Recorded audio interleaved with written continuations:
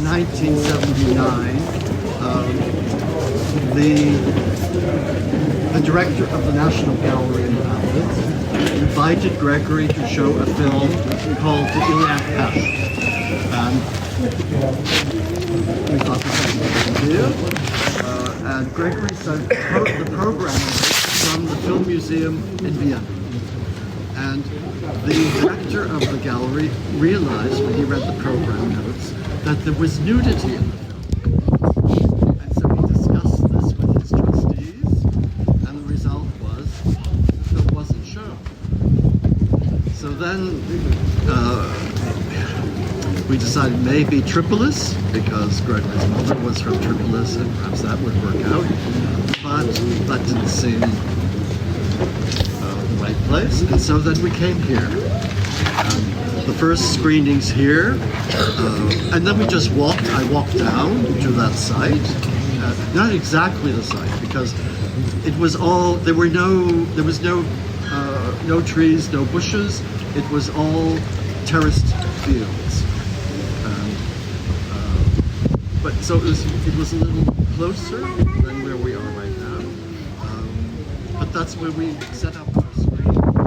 And Gregory had taken an ad in Sight and Sound and announced Temenos 1980. And there is the photo of the caffeine table with a small projector on it. That was Temenos 1980. We showed two films, Twice a Man and my film, Some Tears. That was it. And I think we had 5 guests from abroad. But we had 5 priests from the villages around and their families. And so there was much more, the audience was much more the local people. That's how it began. It was the result. First of all, I thought it was totally crazy, but I thought if Gregory wants to do it, we will do it. But the result was very important. It freed me from thinking about festivals and reception, because to take the action of showing the work yourself is very important. So that was the beginning in the 80s. There were other people who came. We had a friend who came every year from Amsterdam, and he said to me, I should have a seat that says European Spain.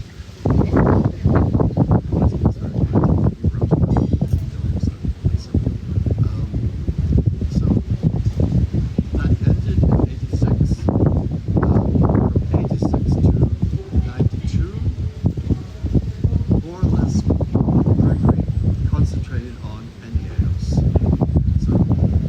And it had many stages. So it was the form of Eneaos evolved from maybe the late 70s up until 91.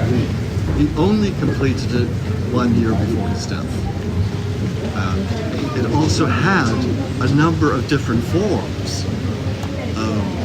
First, a very important element was that he stopped printing his new films in the mid-70s. So he made films, but he didn't print them. He just collected them in a bank vault. And out of that came the idea of the form of the unity of Eneaos. All the films, the early films, re-edited, and the later films.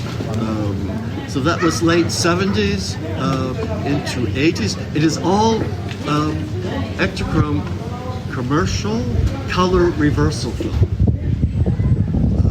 And it was cut in a way that he left one frame on each side of the frames that he wanted to use, and he taped it to the black film or the white film, and he marked on the little tapes whether he wanted a fade out and fade in. So then there was a pause, of how to get this spliced. These hundreds of thousands, if not millions, of splices, how to get it spliced. I have told many times that at one point we were involved with the Technical Institute in Switzerland, the Federal Technical Institute, about having a robot made to cut this, to do the splices. In the archive there are these papers from Professor Burkhardt, etc. That never happened. I think after the Temenos we stopped that. A German friend mentioned a person in Hamburg. His name is Jan Philipp Riemsma, and he was more a literary person. He published Arno Schmidt and other people, but I eventually got an appointment and I showed him the film. And he liked it enough to want to help. So he was a very important. He gave me, but also Gregory, time to complete Aeneas, and that meant he decided to splice it himself. And in the period in which he was splicing, he also changed all the editing. So he removed all the fade-ins and fade-outs and constructed the lengths of the black and the white.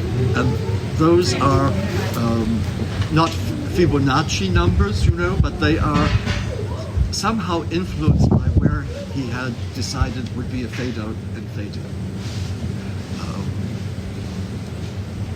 So then he died in '92, and I spent, then I began to go back to the States much more, and friends of mine helped me create a not-for-profit in New York, and my friends in Switzerland said, because I had no residence ever in Switzerland, but I needed a structure that could be helped, and the archive was in Switzerland. Until Gregory's death, everything was in the bank vault, and then the Beckler brothers gave me a space, and Thomas also said that I should create some structure. So that's what I did. But I felt first necessary to bring the 24 films that Gregory made before Aeneas, or 28, back into the world. So that was the middle 90s into 2000. And in 2000 I began to restore. Well, first of all, I discovered that most of the splices were not holding. And then I was working with a fine, very small, crazy film lab in Pennsylvania, and I lived there, and I repaired the splices for the first 2 or 3 cycles with funds from Switzerland, and they printed it, but then I reached a block. There was a film, I think maybe in the 4th cycle, called Chimabui Chimabui, and it was so complicated. There were maybe 50 splices in 1 foot of film. And then appeared a young English filmmaker named Lucy Parker, and because she was young, she said, "Oh, we can do it," and we did. So it went on. I don't have it in my head, but I suspect that we had, over the years, the 25 years of this taking, to restore Aeneas, perhaps 16, 18 young and not so young filmmakers, and some not filmmakers, restoring work. And a lot of it has been done in the studio that I share with Ute in Berlin, because after the first few years I realized that I couldn't bring people to Switzerland and feed them or house them. It was too expensive. So So it's a real balance between all of these different stages of life. And of course, the filmmaker never saw the film projected. It is more like writing a musical score. He could wind through it and see it that way. Any questions?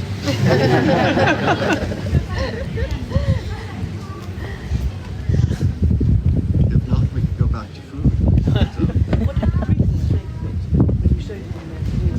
You know, all of the local people who came, they came with the idea he was one of them, and they would support it.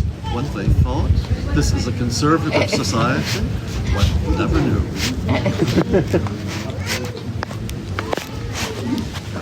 But it couldn't have been too bad. I don't know how often they came. There is a very funny photo of a priest from this village who decided to bring his own sofa down. He was very nice. He had his grocery store over there. This was a priest who became a priest in his 50s, I think.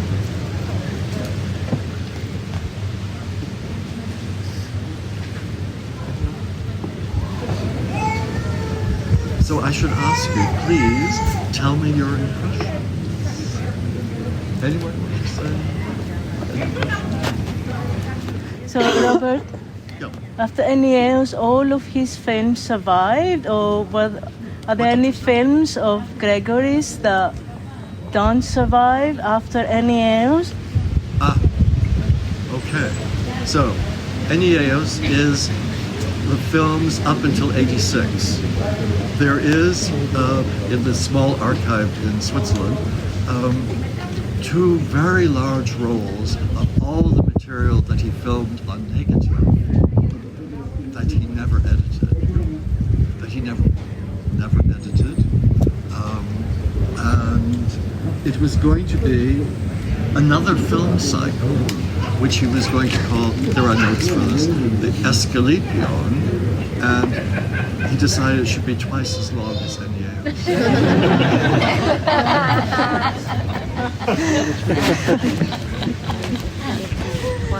Even with the Iliad Passion, he was annoyed with me because I told him at one point to stop. Ordering 5 liters, 27 reals.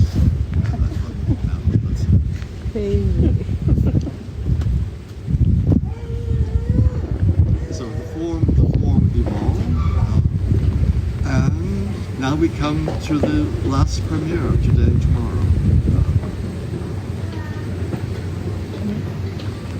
Robert, how do you imagine or anticipate the future of Aeneas? That's going to come along.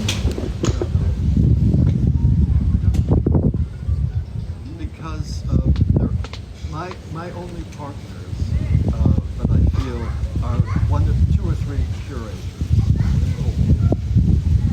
The ones who have been very loyal.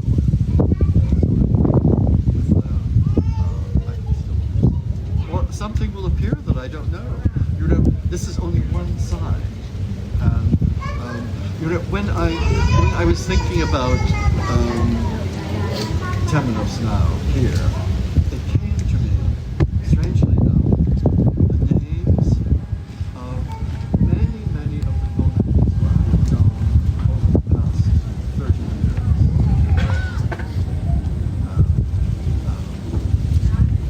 I don't know why. I actually had the impulse to read their names down at the side. From the US, from everybody. So, you know, it's a part of a larger vision. A filmmaker once said, interviewed him, and the title of the interview was, "The filmmaker is always alone." And I would say the filmmaker is not alone. Because the unusual thing is, it only exists because of the the immediate circle, because of filmmakers who have a totally different vision. But that is wonderful.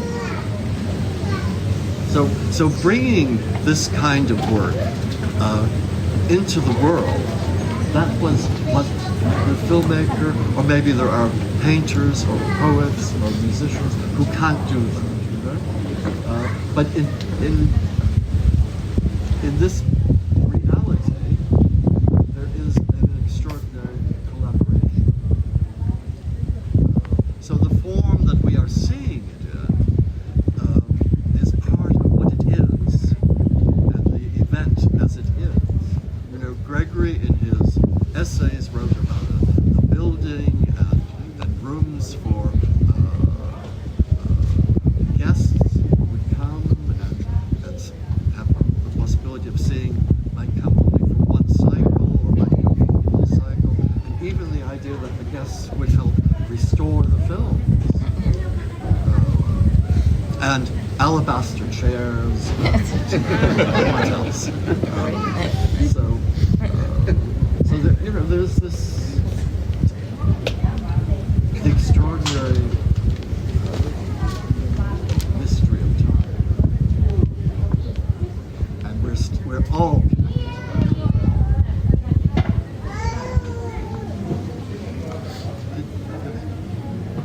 What are the notations in the book? What? Are the notes written in Gregory's notebook, which are the problem, and do the numbers behind? What do these numbers mean in the programs? That's probably the real. That's the real. I mean, the other thing is, as he edited, I found this very interesting. There's a photograph of him that I took at this little table in Stade where he is editing. He would be writing numbers. He was. There are all many different. This was the main creative process. Was the really undescribable or unexplainable. It took place only in his head. He didn't want anyone to know what was happening or what the numbers meant. But he was composing with numbers, and then when the film was finished, he tore up all the pages.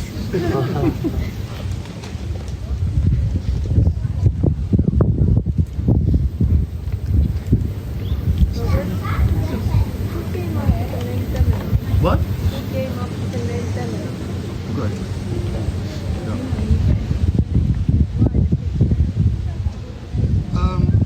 Well, like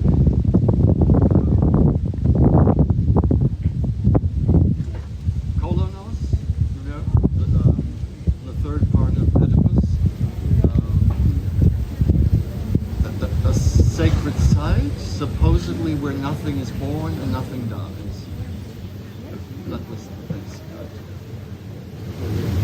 And I opened up one of the programs for the 1980s, and the one I opened up to was about the Apella, which is a gathering of only males. So he had a vision for homosexuality that he wanted, a visionary idea. Actually, that was what he wanted.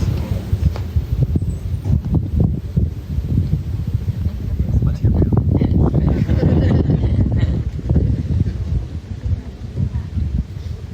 Yep.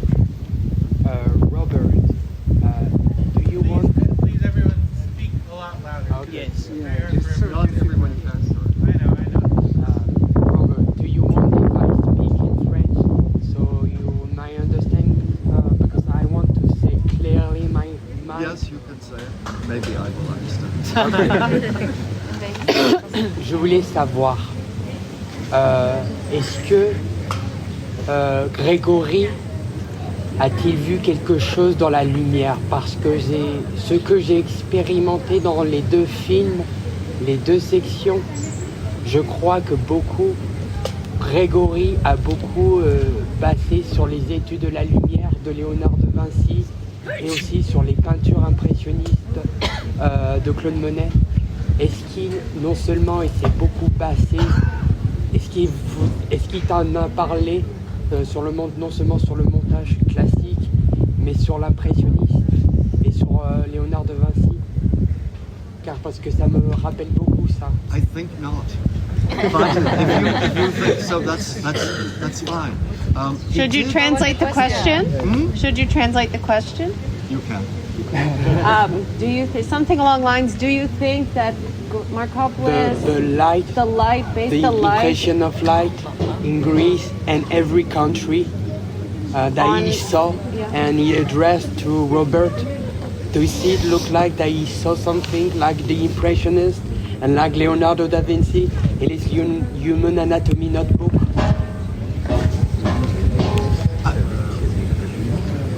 I think he was more thinking in cinematic terms. So, and by that I mean he did use a metaphor. It's only a metaphor, but of mosaics and of the Greek mosaicists who had a special technique, which was later lost, of placing the individual piece, I think it's called tesserata, placing it at an angle so that the light could enter it and animate it. So there are, in certain mosaics, you see that there is a vibrancy of the color. So with the editing of the, you see what you have seen the last 2 days, how the white affects certain images, and how the black, and which ones have more after image, and which ones don't, and all these distinct decisions. That is what he's communicating and creating. That the image itself, I came late to the feeling that the measures are, of what I call the cadences, are the most vibrant part. And the images become motifs, you know? And I think this was an idea that came quite soon. He made the step with Gamaliel, as I wrote in 68, that the image was only like a dose.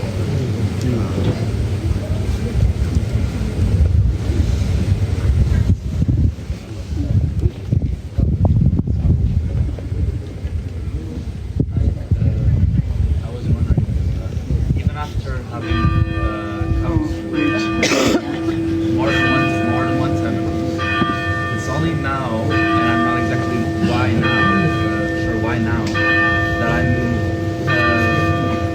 realizing that it's not such a perfect, meticulous work. And I'm enjoying that.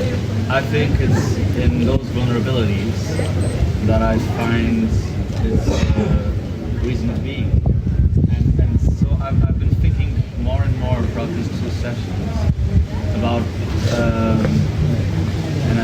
maybe you yourself will not be able to give like an uniform answer to this, but how much did spontaneity play a role in the editing of Enaios?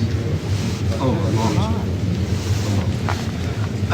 In general, I would say Gregory's character or temperament was, somehow very.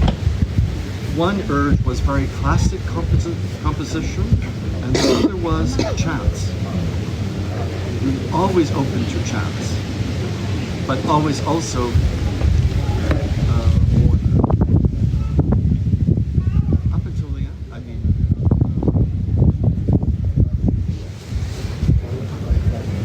Thank you. That's fine.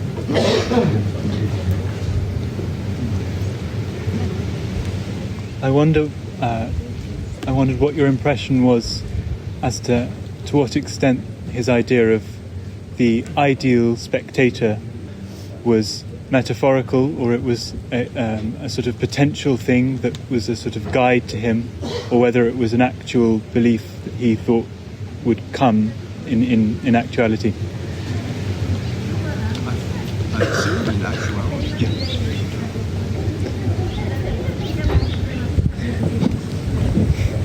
Also metaphorical. But I think I assume Thank you. there's always some rhetoric.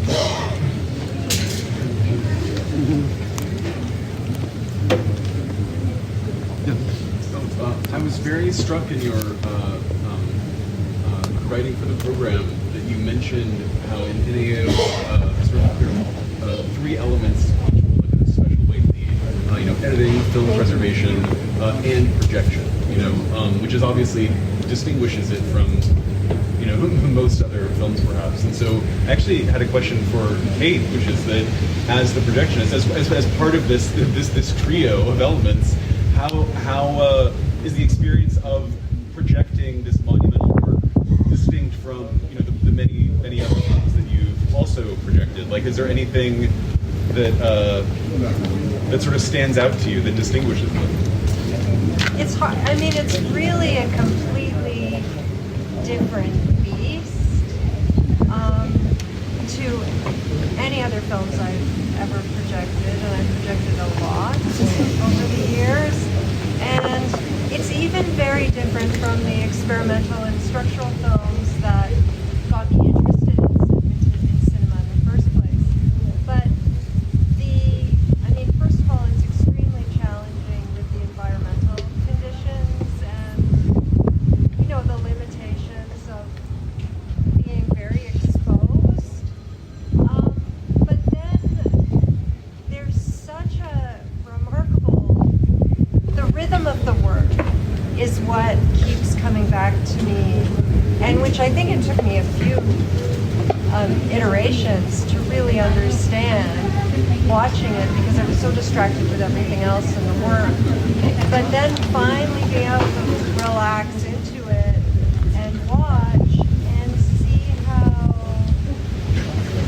it's just really remarkable how it's driven by rhythm, how musical it is, and also how the screen relates to the landscape. That's always been a huge thing, because you're in this vast landscape with these very long views, but as it gets dark, it's kind of like this giant iris in to the screen, which is like really small in comparison to the landscape. But as the night goes on, the screen becomes huge, and it's almost like at some points the image almost is floating off the screen towards us. And so these sort of the physicality of the film is really quite different from anything. So those are just a few impressions, but and then you come to be like, back to Ilya Krashin, back to Robert, back to Eros. How beautiful. But it's really the rhythm and the quality of, also how the quality of the white, the clear frames and the black frames changes. So that at the beginning of the screening, the black frames look really quite dark. But by the time you're in the middle of the night, the black frames are this other kind of brightness. And so that's amazing. So there's this relationship to the environment and the light of the environment that doesn't happen in your ideal cinema that's perfectly black. Maybe just thank you. Maybe one more question. Okay, well, I was going to say two, but one is shorter and more, but now I'm going to just go for both. You and Kate. Why not exhibit this with two projectors as if it's a real switch? Okay. It's just physically I think it just increases the number of problems you have. And I think in order to, I didn't project the first in 2004. It was Carl Kells who projected, and he brought this massive theatrical projector, which he couldn't really move. And which didn't work. And he was showing like the whole cycles on these giant wheels, so there weren't brakes. And you could, kind of do it that way with, but it's all kind of challenging to have one machine that will work properly for the whole time in this environment. So without having a whole fleet of projectors, we only have one backup projector, and it really needs to be a backup projector. It can't really be. If you set up for two, I thought about that a lot. You can set up for two, and it can go faster. You have these breaks that are interrupted, but it just, as far as my capacity and just the ability to make it, to narrow down the number of terrible mechanical failures that can happen. Because, Devin, this exists only because of Kate, Aaron Scott, Uta, Auran, and a few others. So, the screen, I could not possibly be involved with other people who developed it. It's a one-time thing. Yeah, you need that.